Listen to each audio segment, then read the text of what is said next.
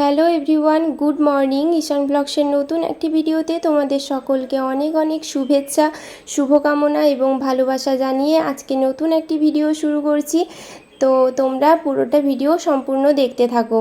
তো আজকে সোমবার ঘুম থেকে উঠে বাসি কাজকর্ম শুরু করে দিয়েছি। রুমটাকে ঝাঁট দিয়ে নিয়ে কিছু গতকাল রাতের এঁঠো বাসন ছিল, ওই এঁঠো বাসনগুলোকে মাজা ধোয়া করে এঁঠো জায়গাটা আমি গোবর লাতা দিয়ে বুলিয়ে নিলাম।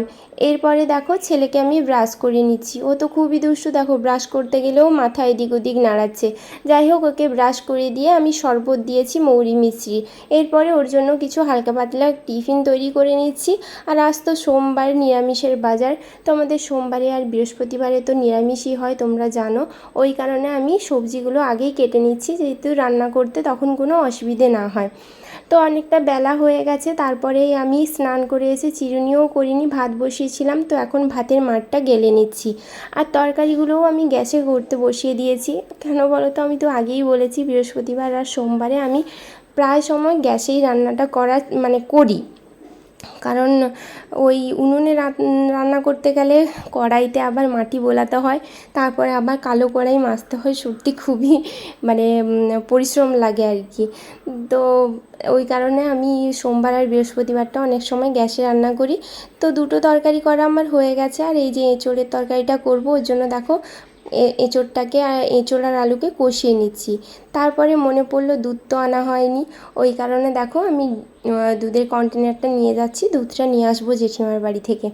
তো একটা কথা বলছি, অনেক দিন হলো আমি ভিডিও ছাড়ি না, প্রায় 6 মাস 7 মাস কি তার আরও বেশি। তো ভিডিও চ্যানেলটাকে আবার নতুন করে আমি শুরু করছি, তোমরা প্লিজ একটু সাপোর্ট করো আমাকে।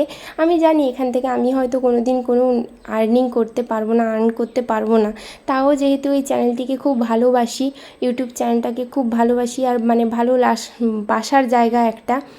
তো ওই কারণে ভাবলাম যে আমি আবার নতুন করে একটু শুরু করি।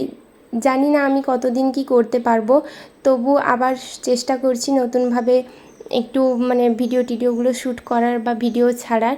তো যদি তোমাদের আমাদের ভিডিও ভালো লেগে থাকে তাহলে প্লিজ আমাকে একটু সাপোর্ট করো, চ্যানেলটিকে সাবস্ক্রাইব করে একটু লাইক করো, একটু ভালোবাসা দিও, একটু সাপোর্ট করো। আর কিছু চাই না তোমাদের কাছ থেকে। তো যাই হোক, আমি দেখো দুধ নিয়ে চলে এলাম। দুধটা আমি আনতে গেলাম দেখো টিউবওয়েলের পাশ দিয়ে। আসলে এটা দিয়ে গেলে একটু শর্টে কাটে হয়, আর রাস্তা দিয়ে গেলে রোদ লাগে, তো এদিকে অনেক যেহেতু গাছ রয়েছে, ওই কারণে ছায়াতে চলে আসি, ছায়াতে দুধটা নিয়ে চলে আসি। আর সুবিধে হয় এটা দিয়ে যেতে। আর রাস্তা দিয়ে তো যাওয়া যায়, কিন্তু রোদের জন্য আমি যাই না। কথায় আছে না, শর্টে 4 নম, সেরকম আমারই অবস্থা।